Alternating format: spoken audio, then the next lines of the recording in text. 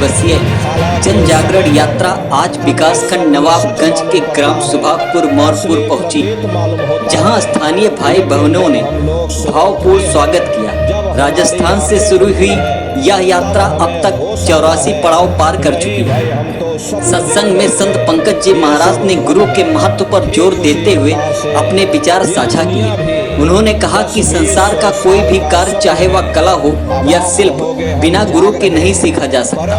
उसी प्रकार जीवन के गहरे रहस्यों को जानने और भवसागर से पार पाने के लिए भी सच्चे गुरु की आवश्यकता होती है। जय गुरुदेव संस्था के प्रबंधक संत राम चौधरी ने हमारे साथ बातचीत में कहा कि हमें ऐसा गुरु चुनना चाहिए जो शब्द का जानकार हो, क्योंकि वही जीवन का सही मार्गदर्शन कर सकता है। गृहस्थ जीवन में रहकर भी नाम योग साधना के माध्यम से जीवन को सार्थक बनाया जा सकता है। अगर समाज को सही दिशा में ले जाना है तो शाकाहार अपनाएं और नशे का त्याग करें। कुंवर ब्रजेश सिंह ने हमारे साथ बातचीत में बाबा जय गुरुदेव जी के विचारों को साझा किया और बताया कि सभी भक्तों को 8 से 12 दिसंबर तक मथुरा के जय गुरुदेव आश्रम में होने वाले वार्षिक भंडारा सत्संग मेले में आमंत्रित किया गया। जन जागरण यात्रा का स्थानीय पुलिस प्रशासन ने भी सहयोग किया। इस अवसर पर धर्मराज, राम लखन मौर्य, राम प्रताप यादव समेत कई प्रमुख लोग उपस्थित रहे। सत्संग कार्यक्रम के बाद यात्रा अगले पड़ाव ग्राम साखीपुर के लिए प्रस्थान कर गई, जहां आज दोपहर 12 बजे से सत्संग कार्यक्रम आयोजित होगा। तो ये थी जय गुरुदेव धर्म प्रचारक संस्था की जन जागरण यात्रा की झलकियां, जहां गुरु के महत्व पर दिए गए संदेश ने लोगों के दिलों को छू लिया। देखते रहिए इंडिया न्यूज टीवी 24 लाइव की यह खास पेशकश।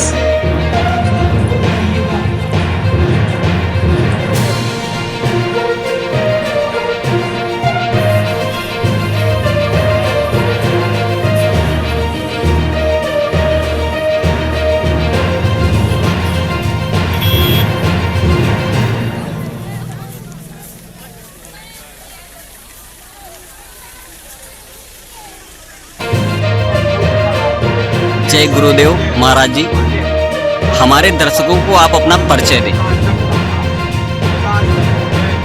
गुरुदेव, मैं संत राम चौधरी, जय गुरुदेव आश्रम मथुरा का प्रबंधक। 108 दिनों की ये यात्राएं लगातार आपकी चल रही हैं। आज एक पड़ाव नवाबगंज गोंडा जिले में रखा गया। 108 दिनों की जो ये लगातार आपकी यात्रा चल रही है, इसका मुख्य उद्देश्य क्या है?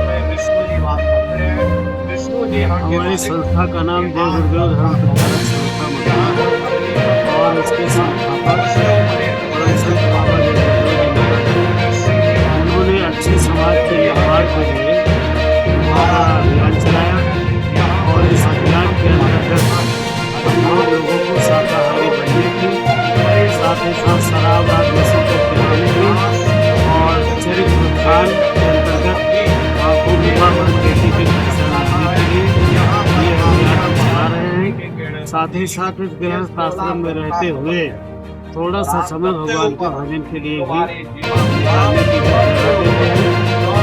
रास्ता मालूम है तो बहुत अच्छा है, नहीं तो किसी ऐसे महापुरुष जिसने परमात्मा की प्राप्ति कर ली है, उसको प्राप्त करके, उससे रास्ता प्राप्त करके अपना आत्म कल्याण भी करें। इन्हें लोक और परलोक दोनों बनाएंगे। ये जय गुरुदेव नाम हमारे परम संत बाबा जय गुरुदेव जी महाराज ने और ये ऐलान करके कहा कि लोक और परलोक दोनों का कल्याण करें। तो हमारे प्रचार का ये सिंबल है, जय गुरुदेव नारा लगाते चले हैं, बुद्धि जन को बाबा और यही जनता से अपील करते हैं जो लोग शाकाहारी हैं और जो नहीं है उनसे हाथ जोड़ने की विनती है कि वे लोग भी शाकाहारी बने, मांस मछली अंडा का त्याग करें और नशीले पदार्थों का सेवन बंद करें, ताकि एक अच्छा समाज बन सके। समाज में व्याप्त हिंसा और अपराध गलत खान पान की वजह से है। यही जहाँ इतने काले व्यक्ति खुले हुए हैं, उसका प्रभाव समाज पर, उसके संस्कृति पर पड़ना चाहिए, बल्कि हिंसा और अपराध उसके मैं अपने चैनल के माध्यम से देशवासियों से ये भी अपील करना चाहता हूँ कि जिस तरीके से आपका ये अभियान चल रहा है, जो भी सारी चीज़ें अभी आपने हमारे दर्शकों को बताई, एक क्वेश्चन हमारा ये भी यहाँ पे आपसे पूछना है कि क्योंकि इस समय देश पाश्चात्य संस्कृति को ज़्यादा अपना रहा है, ऐसी स्थिति में आप अपने आप को कहाँ पाते हैं? ये तो वर्तमान ये शिक्षा ऐसी देखी हुई है, लेकिन वो भी अच्छे संस्कारों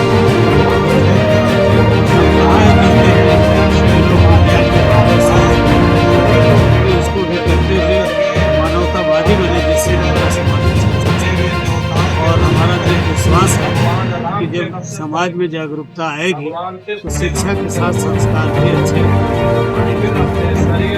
आपका जो ये प्रयोजन है ये वास्तविकता में बहुत ही अच्छा है। आज यहाँ पर कैसा कार्यक्रम है, ये कैसा सत्संग चल रहा है, और ये महाराज जी का नाम क्या है?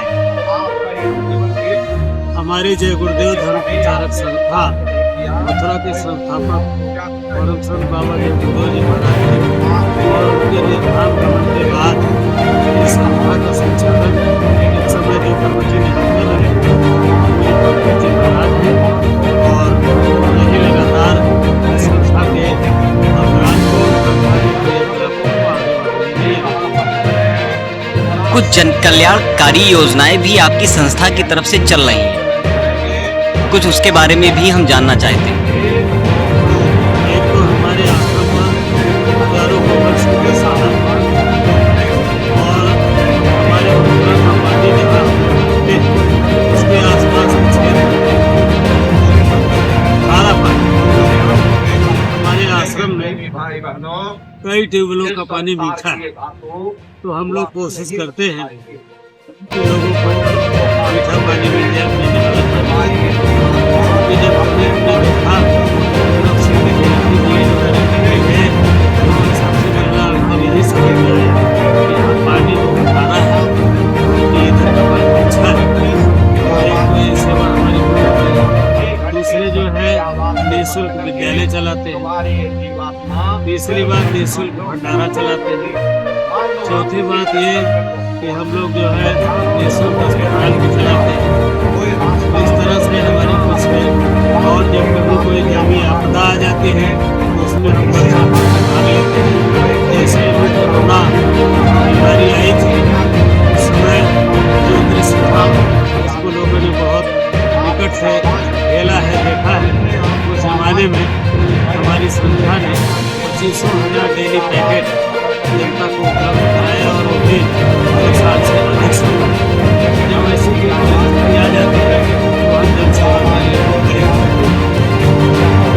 जिस तरीके से आपने बताया कि अस्पताल है, आपने शिक्षा के क्षेत्र में भी जो है एक अच्छा कार्य किया है। कोरोना महामारी जिस समय आई थी, तो क्या आपने जो अभी कहा कि जीवों की हत्या नहीं होनी चाहिए, जीवों पर दया होनी चाहिए, तो क्या आप कहीं ना कहीं इस महामारी जो आई थी इस देश में, कहीं ना कहीं उसका भी कुछ कारण मानते हैं?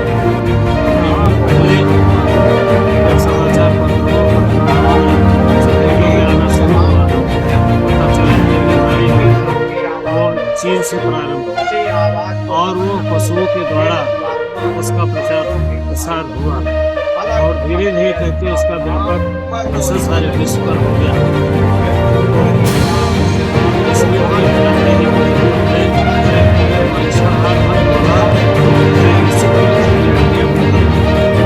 हमारे चैनल के माध्यम से क्या अपने सुझाव या 2 शब्द कहना चाहेंगे? हम गोंडा जिले की जनता से या तो आपके चैनल को सुनते हैं, देखते हैं, उन सबसे यही प्रार्थना करते हैं कि स्वास्थ्य के काम को थोड़ा सा और साथ ही साथ स्वयं शाकाहारी से बचाए, शराब जैसे घातक नशों का त्याग करके लोगों को भी शाकाहारी समझ जाए और शराब जैसे नशों इस तरह से एक अच्छे समाज के निर्माण बहुत बड़ा और ये हमारे समाज में बहुत से देवी समाज सेवी धर्म मानने वाले लोग हैं, उनकी भी यही कल्पना है कि समाज अच्छा चले और चरित्र लोगों का अच्छा रहे, जिससे हमारा समाज अच्छी तरीके से चलेगा। और बाबा जी बहुत सारे बीमारी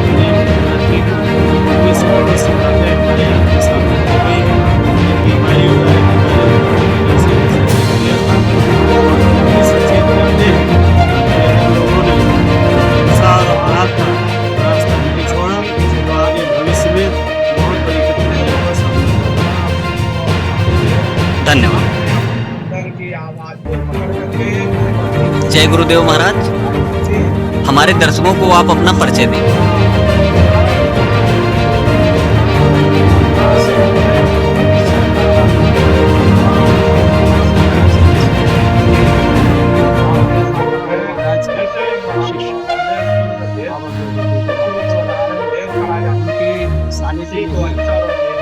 बहुत कुछ समय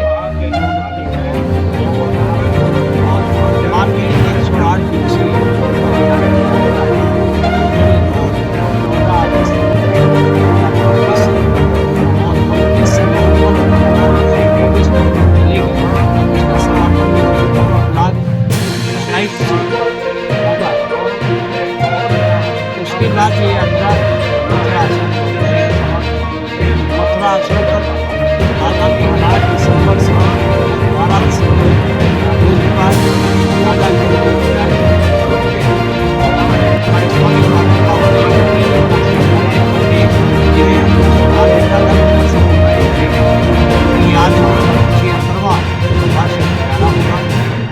दिसंबर से 12 दिसंबर अच्छे समाज के निर्माण में सतत प्रयत्नशील ये हमारी संस्था अपने लक्ष्य के साथ और 18 साल के बाद भी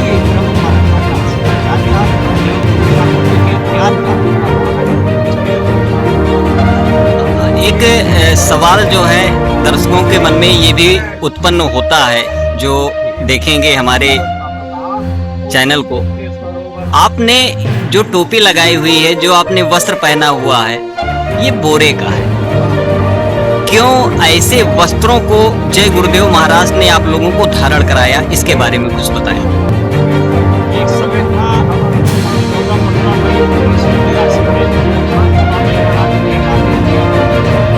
समाज के निर्माण के लिए, माँ बच्चों के लाल बचाने के लिए यदि टोपी लगवाई जाए तो क्या करोड़ों लोगों ने आश्रम और समर्थन दिया था, आश्वासन दिया था कि आपकी आज्ञा से उद्धार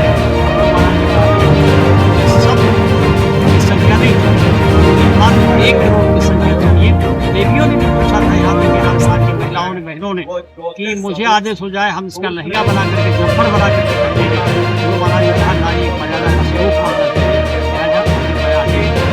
एक करोड़। हमारी संख्या बहुत हो चुकी है, 200 करोड़ से ज़्यादा हो चुकी है, लेकिन मात्र 1 करोड़ की संख्या होनी चाहिए जो देश में धर्म के स्थापना के लिए कटिबद्ध हो, मुझे दिखाने के लिए न बने बल्कि ये धारण करें कि त्याग की अनुभूति है, ये तुम्हारा कफन है, कफन। उस समय 1 करोड़ की संख्या से बहुत बड़ी तादाद में लोगों ने धारण कर लिया था, लेकिन जब फिर स्वामी महाराज ने कहा मुझे दिखाने के लिए कहीं से मत करना, मेरे सामने आए और घर जाकर दूसरा कपड़ा बदल लिया, काट पहनेंगे, दूसरे कपड़े नहीं लगाएंगे, पुराने कपड़े पहनते हैं, काट पहनेंगे, इसलिए ये 1483 से बरखान जारी किया। अब आप यहाँ ये कह सकते हैं कि यूनिफॉर्म नहीं पहना तो अध्यापक कभी भी विद्यालय की प्रवेश नहीं जाया करता है, तो छात्र जाया करते हैं। विद्यालय का प्रवेश होता है, छात्र जाते हैं, इसलिए हम लोगों को टाट की टोपी, टाट की कुर्ता, पजामा, टाट की लंगोटी धारण करने का सगरी और जो हमारा है तो कफन के साथ, कफन भी रहेगा तो टाट कहीं रहेगा। जिस तरीके से आपका आयोजन यहाँ पर चल रहा है, काफ़ी मात्रा में यहाँ पर जनसंख्या भी है, बुजुर्ग भी हैं, महिलाएं भी हैं, बच्चे भी हैं, पुरुष भी हैं। प्रशासन का सहयोग आपको किस तरीके से गोंडा जिले के उपलब्ध हुआ आपको? जब से हमारी यात्रा श्रद्धा समाचार मध्य निषेध के अभियान के साथ इस देवी पाटन मंडल में पधारी है, यानी बहराइच, श्रावस्ती, बलरामपुर और आपके इस गोंडा में भी लगातार प्रशासन का सहयोग हमारे साथ था। यहाँ